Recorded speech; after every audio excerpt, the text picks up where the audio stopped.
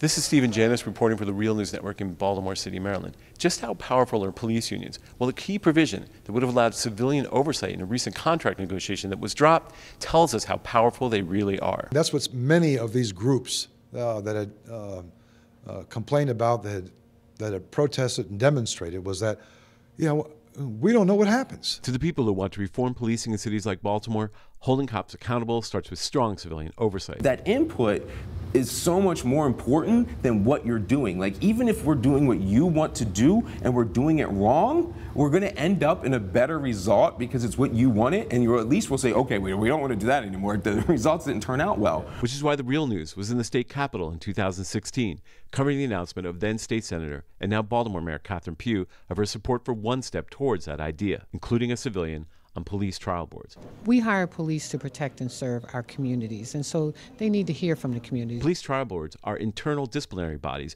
which mete out punishment for cops who violate departmental policy. And the idea was to have civilians serve on that board as a start to include the community in the process of police oversight. But the law in Annapolis that would have required it failed despite her support.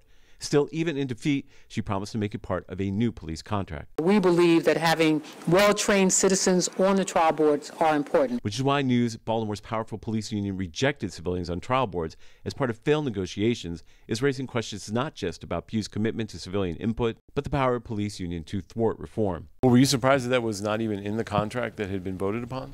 It was surprising to learn that wasn't even on the table. But the lack of progress raised concerns among council members that the city was taking a step backwards. All right, so, the union contract that was voted down did not have the Civilian Review Board member on it. Does that concern you?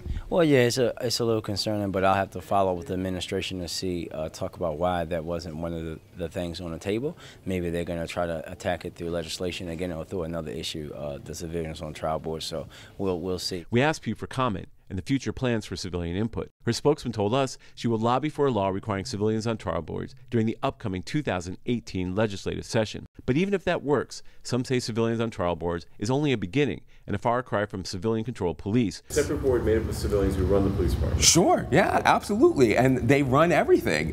Maybe they don't control budgeting, but we don't care about that because in reality, what we want is less and less budget for policing because we want to find other answers that aren't violence and oppression and force. But in the meantime, disappointment at City Hall. So I think it's something that we have to continue to push on our end. Being outside of the room, it's a little hard for me to comment on why that took place or why it didn't. That long-awaited reform was derailed by a force more powerful than the need for change. I think that we should have it, and I think that ultimately we will, but we know that under state laws it has to be collectively bargained unless they choose not to, and we have to deal with that for what it is for now. This is Stephen Janis and Taya Graham reporting for the Real News Network in Baltimore City, Maryland.